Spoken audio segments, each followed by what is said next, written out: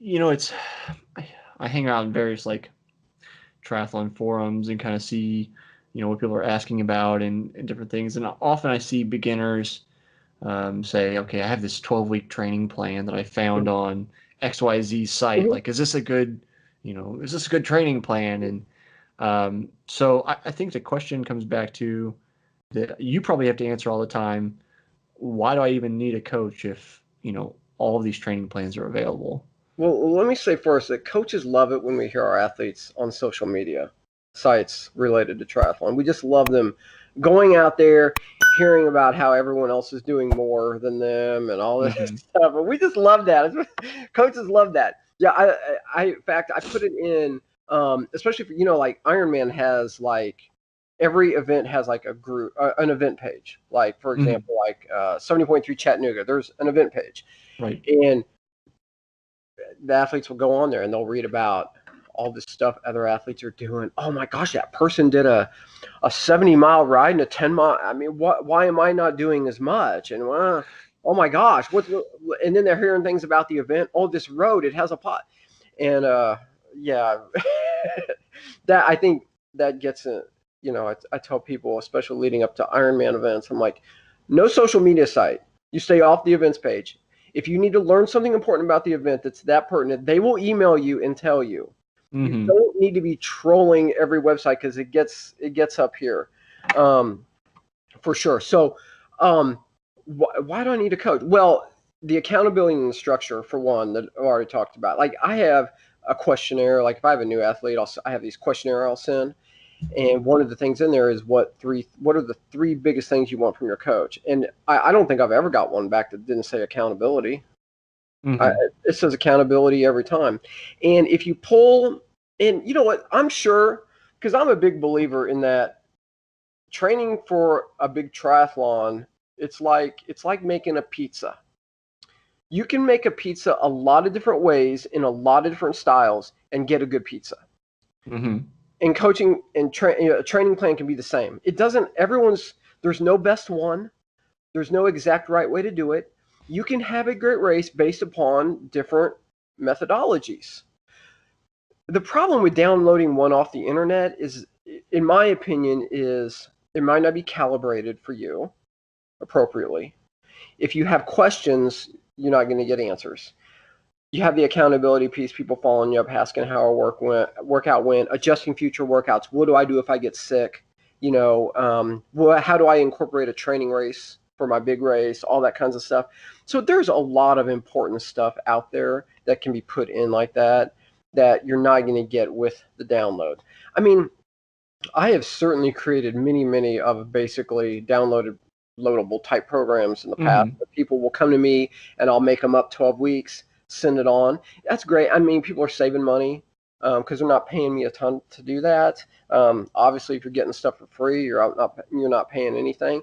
But it's just some people just want and frankly need that look over their shoulder multiple times per week, reviewing the workouts. And if you have a bad week, chances are, even if you have a well-written program you download, and like you said, a 12-week program, if in week 5 you have a bad week, maybe something in week 6, if that program is progressing, needs to be adjusted and Right. done differently.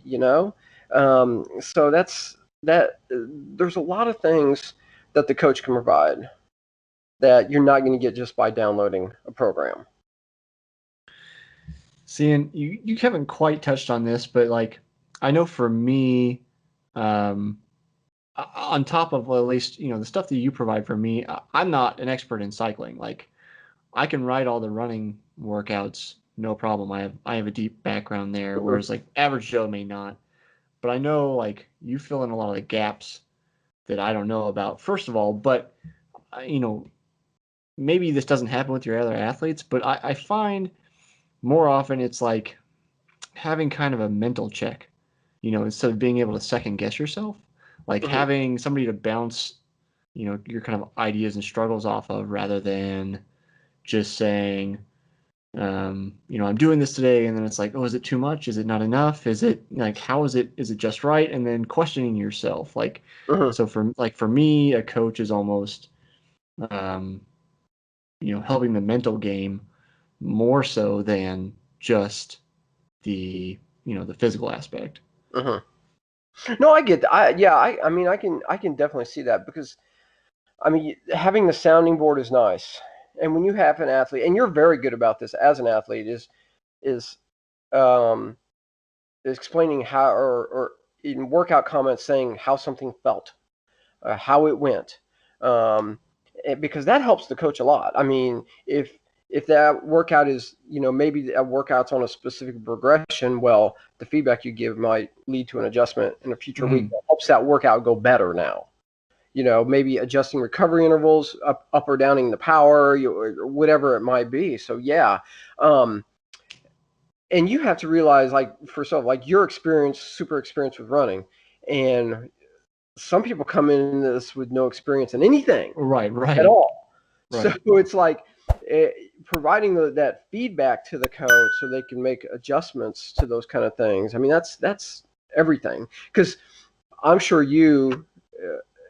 With any running workout I give you, you know how it's supposed to feel and how it's. I mean, Right, been yeah. I around it mean, enough. So, anytime you say we're doing this, I know I almost don't even need to look at the watch just because I've been running for so long. I know it needs to feel like this, then we need to adjust it this way, and but yeah, that's clearly not going to be the experience for everybody. I've been running since I was 12, yeah, so. yeah, and that's where the coach comes in. I mean, with a beginner, especially with a beginner, a beginner is probably really excited, and especially one you got to watch out for. And this was me when I came into triathlon, is the athlete who you've got a, a new triathlete who is already advanced in one discipline, Hmm. and they have good knowledge, and they don't have knowledge in the others. That's usually someone who could tend to overdo things because they Hmm. really fit. So you got a really fit cyclist. They come into triathlon. They want to do a bunch of running. Well, you can't really do that. You can't really sit on a saddle 4 or 5 hours a week in week 3 of becoming a cyclist. I mean, you have to build into those things, Hmm. and that sounding board, and that's, I mean, that's huge for the where the coach comes in. So one of the things I think we've talked about in the past, I know triathlon has helped me as far as like limiting injury, and like you mentioned earlier, like the community is so supportive. It's Mhm. ridiculous. I know growing up, cross country community was always just very generous, very nice, people helping other people at meets and stuff. And then the triathlon community has almost been kind of expansion on that, which Yeah. seemed just bonkers to me. Um, but I think a lot of people are a little afraid of the sport because they think it's expensive. So I want to get your Oh, yeah. thoughts kind of on like, is triathlon expensive, and like, is there any way to mitigate the expenses? Like, how would you approach it if somebody said, I want to do this, but I'm on a limited budget. I'd say let's do this. So I do these beginner triathlon forums from time to time, and Hmm. the very first thing I say is you can get everything you need to do a triathlon at Walmart. Hmm. And that is absolutely the truth. Now, is it an expensive sport? If you, yeah, it can be, but it doesn't have to be. I mean, as I like to say, if you can pedal the bike and it moves forward, it's good to go. Hmm. It's good enough. Swim goggles. I mean, you don't have to buy a swim cap. They give it to you. You just need some goggles, maybe a wetsuit, clothing, and running shoes. I don't think all that sounds really all that expensive to me. Now, Right. if you have the burning desire, I want to, compete for something. I want to go super far, long, or whatever. Yeah, it starts to get more expensive, but it doesn't have to be. Now, unfortunately, part of the reason why we have this reputation is the demographics of a triathlete. Right. And the demographics of a triathlete are something to me. I hate the demographics of the average triathlete. It's middle age, it's white, and it's upper class. And Right. It's like I think USA Triathlon puts out the statistics. It's like the average triathlete household earns at least six figures. yeah, and I hate that. I hate that because I would like to see our sport um, be able to reach out to other cultures, and do do things to get rid of that reputation that you got to have a bunch of money to do triathlon, because you just don't. You absolutely do not. Hmm. Cheap, I mean. as long as we can get our race directors to cooperate on race entry fees, it shouldn't be that much more. It's always going to be more expensive than a sport like running, because you do have to Right. have a bike. Entry fees are more. You got to have a helmet, um, Right. but it's not as astronomically as expensive. It doesn't have to be, especially for a beginner. I mean, a beginner, I'm not sure why you'd go out and spend $10,000 on stuff, in the first year anyway. Um, but yeah, no, triathlon, it doesn't have to be that expensive. Yeah, I think one time you had mentioned to me referring to triathlon as your healthy habit. And I think that happens with a lot of, I'll say, middle-aged guys. There's a Yeah. lot out there that say, okay, this is my new hobby. And then they'll go out and buy a $5,000 bike Yeah. and like all this equipment. And then they're like slow as mud. Yeah, and you certainly don't need to spend $5,000 for a bike to create a healthy habit. Right. Absolutely not. I mean, um, I have an off-season triathlon class, and I got this year. I've got a lot of beginners, and they're in there on their indoor trainers and their hybrid bikes with platform pedals, and they're gonna start out on the cheap, and they are doing it right. They're doing it Mm, the way they should, and they're not going to be any from a health standpoint. They're not going to be improving. They're going to get the same health improvements that the guy next to him with the $5,000 Cervelo. I mean, it's going right. to be the same. So no, it doesn't have to. It just doesn't have to be. Unfortunately, the sport is very type A, very white collar. Um, it just and a part of that just comes from our reputation. So, kind of along with like you mentioned, like you can have the guy riding the $5,000 Trek or Cervelo bike, and then you can have somebody riding, even say a mountain bike. I actually Mhm. addressed this in another video. Like, do you need a triathlon bike to race triathlon? Remember, if you pedal and it moves forward, you're good to You're go. good to go. Good to go. Um, so you're clearly getting like physical benefits, but one of the things that I like to kind of research and focus on is like the mind-body connection, and I think about this a lot myself. How we we can debate this, but for this purpose, I'll say we are our mind. Whatever's going on there, and that our bodies are vehicles. So like, yes, we know how to strengthen the body, but like, how would you suggest strengthening your mind so that you have a stronger mind-body connection, or you're able to, withstand a tougher workout, or to race harder, or to get more out of yourself? Mhm. So to strengthen the mind-body connection, this is the absolute biggest thing that I would encourage someone to do is to, as we were talking about just a minute ago, we have a Type A sport with that a lot of the athletes have good money. So technology has become a part of our sport. Hmm. Technology takes away from the mind-body connection, Right. because we're no longer listening to our bodies. We're gonna get that heart rate where it needs to be. We're gonna get that power, that pain. We're just gonna go to whatever the number on the training program says. Hmm. That takes away from the mind body connection. I'm big on perceived effort type training. Now, all modes have their place. Perceived effort, heart rate, power, they all have places, but perceived effort was something that was obviously big at one point. Not so big now, because technology has become so prevalent. We still need to be spending a fair amount of time in perceived effort training in order to enhance the connection between mind and body.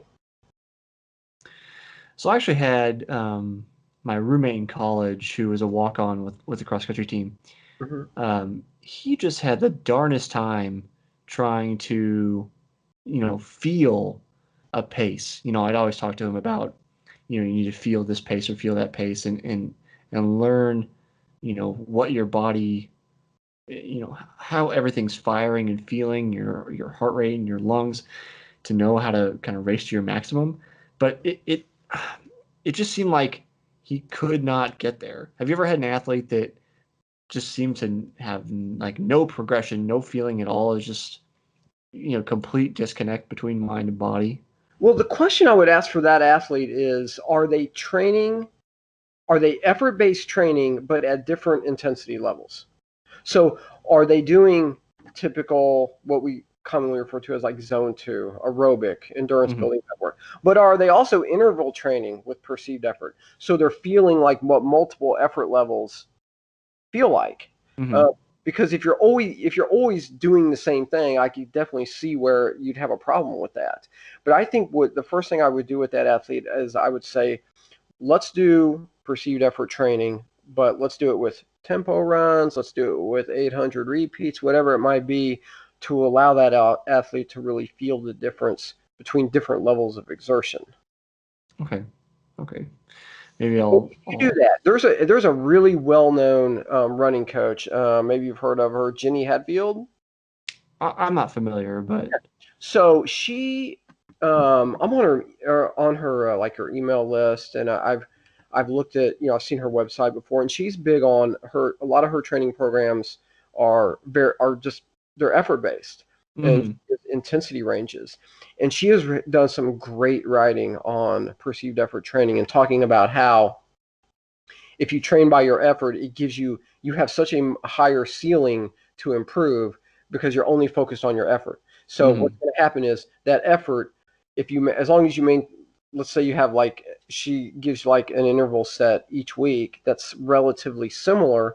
Well, what's happening over time is the pace is improving and improving and improving at the same effort level, and it goes Mm-hmm. back to what we said, fatigue resistance, back in the Mm-hmm. beginning of this.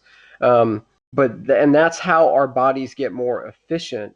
Is we think about speed workouts and that and such, and that's great, but really for an endurance athlete, speed is not near as important as how efficient we are. Right. And Right. so that perceived effort training improves our efficiency.